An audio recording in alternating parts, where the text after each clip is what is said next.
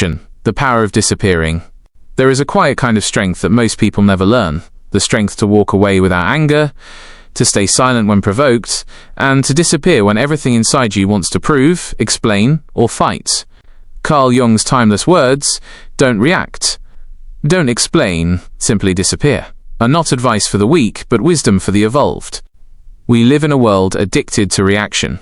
Everyone has an opinion, and everyone believes the world must hear it. The digital age has turned outrage into entertainment, argument into sport, and attention into currency.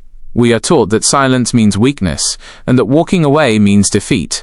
But Jung reminds us of a higher truth. Real power is calm, not loud.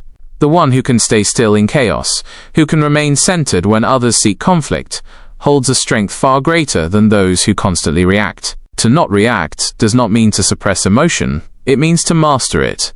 When you react impulsively, you hand over your energy to others. You let their behavior dictate your peace. But when you choose stillness, you reclaim control of your inner world. You stop being a puppet of circumstance and become the author of your response. Jung's philosophy teaches us that emotional mastery begins not with action, but with awareness. Similarly, to not explain is to release the need for validation. Most people exhaust themselves trying to be understood by those who are not ready to understand. We explain to defend our image, to prove our innocence, to win approval, but in doing so, we become slaves to perception. The wise know that truth does not need to shout, it only needs to exist. Silence is often the clearest form of confidence. When you no longer feel the need to justify your worth, you begin to live freely. And finally, to simply disappear is perhaps the most misunderstood part of Jung's message. It does not mean abandonment or apathy. It means choosing peace over noise, solitude over chaos. Disappearing is not about running away. It's about rising out. It is the act of stepping back from energies, people, and environments that drain your spirit. In disappearing, you don't lose yourself. You find yourself again. The modern world worships visibility. Everyone wants to be seen, heard, followed, and liked. But the pursuit of constant exposure often leads to spiritual exhaustion. We become so focused on being noticed that we forget to be. Jung's words are a reminder that not every battle needs to be fought, not every misunderstanding needs to be corrected, and not every noise deserves a reply. There is freedom in invisibility, a sacred space where growth happens quietly, away from judgment and interference. When you stop reacting, life slows down. When you stop explaining, peace begins. When you disappear, even temporarily, you create the silence necessary for transformation. Like a seed buried in the earth, growth happens unseen. True change often requires you to step out of sight, to withdraw from the crowd, to detach from the need to prove or perform. That is the essence of spiritual maturity. Carl Jung understood the depths of the human psyche, its shadows, fears, and desires. He knew that the greatest battles are fought not outside, but within. To disappear, in Jung's sense, is to withdraw energy from the false self, the ego that constantly seeks attention, control, and validation. When you stop feeding that ego, you begin to awaken the true self, the quiet observer, the consciousness behind every reaction and explanation. This philosophy is not for everyone. The reactive mind will call it weakness. The insecure will see it as avoidance. But those who have suffered enough from chaos, betrayal, misunderstanding, and noise, they will understand. To disappear is not to quit, it is to transcend. It is to say, my peace is more important than your approval. In the silence that follows disappearance, something profound happens. You begin to see things as they are. You begin to notice which connections were real, which battles were meaningless, and which parts of you were never truly yours. The space you create by walking away becomes the space where healing begins. Ultimately, Jung's message is not about isolation, but transformation. It is about moving from reaction to reflection, from explanation to acceptance, from noise to stillness. The one who can disappear at will is not escaping life, they are mastering it. Because only those who can step away from the world's chaos can ever return to it with clarity and power. So when the world provokes you, when people misunderstand, insult, or drain you, remember Jung's wisdom. Don't react. Don't explain. Simply disappear. Not because you are weak, but because you have finally learned that peace is louder than words, and silence is stronger than argument. Why we react. The ego's hunger for control. Human beings are not born reactive, they are conditioned to be. From childhood, we learn to respond to every stimulus, every insult, every praise, every glance. We are trained to equate reaction with existence. If I react, I matter. If I stay silent, I am invisible. But Carl Jung understood something far deeper, that reaction is rarely a conscious choice. It is the ego's desperate cry for control. The ego lives on conflict. It needs tension to define itself. It feeds on opposition, on the idea of me versus them. When someone offends you and you react, the ego feels alive.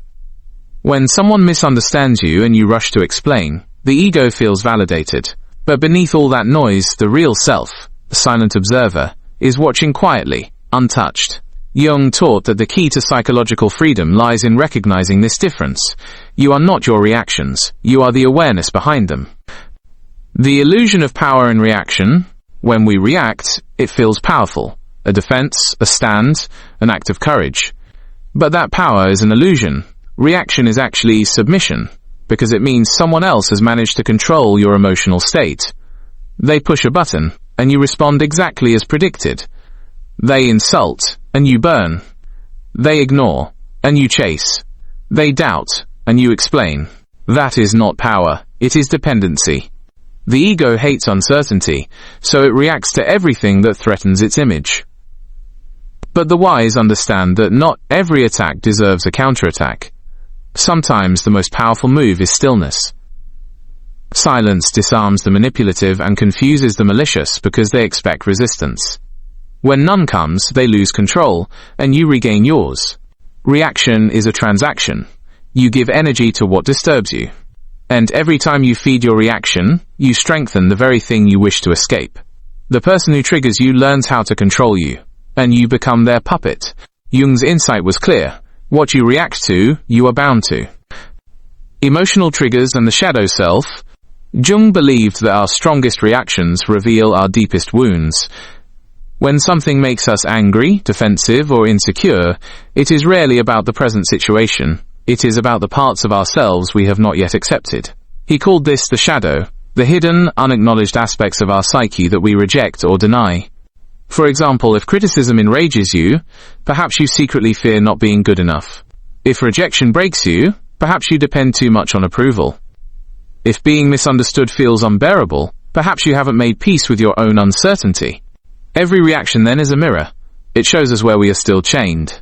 Jung didn't tell us to suppress reaction. He told us to observe it. To ask quietly, why does this bother me so much? What part of me feels attacked? In doing so, you shift from unconscious reaction to conscious awareness, and that is where real transformation begins. The world as a mirror. Life constantly reflects our inner state. The people who irritate us, the situations that test us, the opinions that offend us, they are mirrors of our unresolved emotions. This is why Jung's advice to not react is not about ignoring life, but about understanding it. Each moment of provocation is an invitation to look within. When you stop reacting outwardly, you begin reflecting inwardly. You stop asking why did they do that, and start asking why did this affect me? This shift marks the birth of maturity. You realize that others are not responsible for your peace. You are. And peace is not achieved by controlling the world, but by mastering your own inner response to it. The trap of constant validation. Modern culture worships attention. We measure worth by visibility. Likes, comments, followers, engagement. Every insult becomes a headline, every disagreement a war. The more we react, the more we stay trapped in the cycle of external validation. Jung saw this as one of the greatest diseases of the psyche, the loss of the inner compass. When your sense of self depends on reaction, you are never at rest. You become addicted to stimulation, to emotional highs and lows, to praise and criticism, to conflict and reconciliation. But the truth is, the ego will never be satisfied. It thrives on chaos because chaos keeps it alive. Silence kills it. That's why non-reaction feels so difficult at first. You are starving the ego of its favorite food, drama. The freedom of emotional neutrality. Emotional neutrality does not mean apathy. It means mastery. It means you can feel anger without becoming anger, feel sadness without drowning in it, feel pain without letting it rule you. Non-reaction is not numbness, it is clarity. Think of a calm lake. When the surface is still, it reflects the sky perfectly, but when disturbed, it distorts everything it shows. The mind is the same. When calm, it sees truth clearly. When reactive, it sees only its own turbulence. Jung's teaching is a call to return to stillness, to become the lake, not the storm. The power shift. Once you stop reacting, something miraculous happens. Power shifts. Those who once controlled you with words, silence, or manipulation lose their grip. You begin to see how much energy you wasted trying to prove, defend, or explain. Suddenly, you realize that peace was never something to win, it was something to protect. The non-reactive person becomes unpredictable, and in that unpredictability lies power. They cannot be provoked, manipulated, or emotionally blackmailed. Their calmness becomes their armor. Their silence becomes their statement. From reaction to awareness, reaction is automatic. Awareness is intentional. The journey from one to the other is the essence of growth. Jung's wisdom is not a command to repress, but an invitation to awaken. When you observe your reactions instead of acting them out, you transform energy into insight. You turn pain into understanding, conflict into compassion, and chaos into clarity. And slowly you realize, not every storm deserves your presence. Not every noise deserves your reply. Not every battle deserves your sword. Because true strength is not found in fighting harder, it's found in not needing to fight at all. The prison of explanation, why we need to be understood. Few things in life drain more energy than the endless urge to explain ourselves, our choices, our feelings, our silence. We explain because we want to be seen as good, right, or worthy. We explain because we fear being misunderstood. And yet, in this constant need to clarify, justify, and defend, we lose one of the greatest freedoms a human can have, the freedom to exist without permission. Carl Jung's advice, don't explain, is not arrogance, it is emotional liberation. It means you no longer live as a hostage to the opinions of others. The compulsion to explain is the ego's attempt to control how the world perceives us. But the truth is, perception is never fully in our hands. People will only ever see from the level of their own understanding. No matter how carefully you explain, they will still interpret through their filters, their wounds, their biases. To live for understanding is to live in chains. The ego's obsession with image. The ego is terrified of being misunderstood. It feeds on image, on how others see and define us. That is why it constantly seeks to explain, defend, and justify. Every accusation feels like a threat. Every doubt feels like an attack. The ego believes that silence equals defeat. That to stay quiet means to accept guilt or weakness. But silence, when born from self-assurance, is not weakness. It is elegance. It says, I am no longer playing your game. Explaining yourself to those who are committed to misunderstanding you is like arguing with a storm. The more you speak, the more you lose yourself in its chaos. Jung's wisdom reminds us that truth does not require performance. When you know who you are, you no longer chase validation. When you are aligned with your own integrity, the noise of misunderstanding loses its power. Why we feel the need to explain? At its core, the desire to explain comes from fear. Fear of being rejected, judged, or unloved. We think, if they understood me, they wouldn't leave. If they saw my side, they'd accept me. But this mindset makes our peace dependent on external approval. It gives other people power over our emotional state. We cannot explain ourselves into acceptance. True understanding cannot be demanded. It must be offered freely. And often, those who truly care don't need explanations. They can feel your truth in your presence, your actions, your silence. It is those who seek control, not connection, who demand endless justifications. The moment you stop explaining, their power fades, because control thrives on your need to be seen as right. The futility of convincing others. Jung often spoke of the futility of trying to explain the depths of the psyche to those not ready to see. Understanding requires openness. If a mind is closed, no amount of words will open it. It's like pouring light into a room where the occupant refuses to open their eyes. Explaining yourself to the wrong audience is spiritual self-harm. It drains your energy and gives your peace to those who have not earned it. Some people don't want to understand you. They just want to keep you reacting. Every explanation you offer becomes new fuel for their judgment. Silence, on the other hand, is disarming. It gives them nothing to hold on to. They expect your defense. When they get stillness, they are left to face their own noise. In that stillness, your dignity speaks louder than any argument ever could. The illusion of control, we explain to regain control, but every explanation is actually a surrender. It says, your opinion of me matters more than my peace. It gives someone else the authority to define you, to decide whether your truth is valid. But the mature soul knows, understanding is not something we can force. It grows naturally in the soil of empathy, not in the battlefield of argument.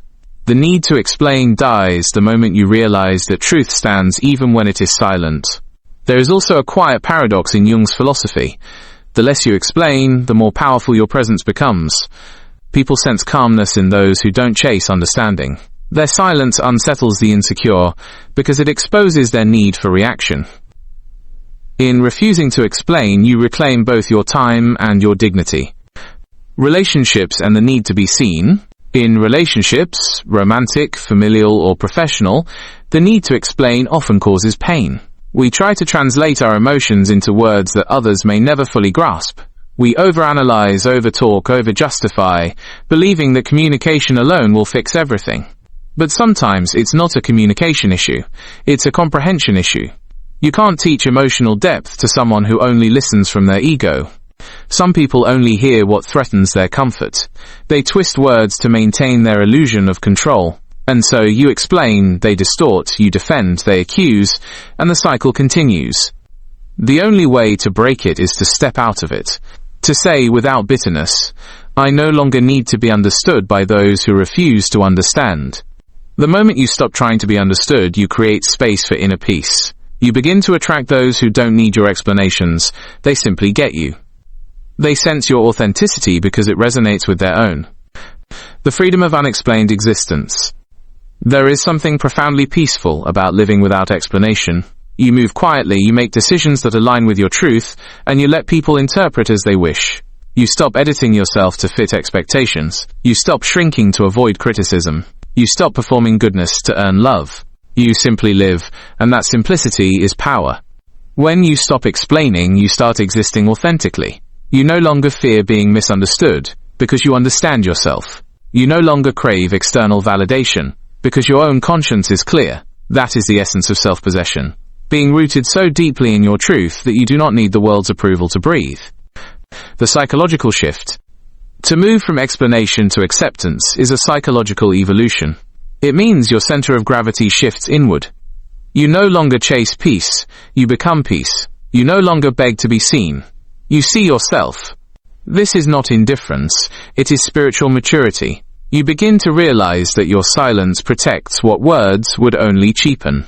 That not every truth needs to be spoken, and not every misunderstanding needs to be corrected. In Jungian terms, this is integration, the merging of the conscious and unconscious self. You no longer need to explain your light or your shadow. You accept both, and in that acceptance you become whole. Silence as a language of strength. Silence is not emptiness. It is a language the wise speak fluently. It says what words cannot. I am at peace with my truth. It is not coldness, but clarity. The clarity that arises when the noise of justification fades. Those who misunderstand your silence reveal more about themselves than about you. The wise will understand it as strength. The insecure will mistake it for pride. Either way, your silence frees you from the exhausting prison of constant explanation. Closing thought. When you stop explaining, you begin to live from presence, not performance. You stop wasting energy trying to control perception and start using it to build peace. You realize that truth doesn't always need to be spoken. It simply needs to be lived. Jung's message is timeless. Don't react. Don't explain. Simply disappear. Each part is a step toward liberation. To not react is to master emotion. To not explain is to master ego. And to disappear, that is to master attachment itself.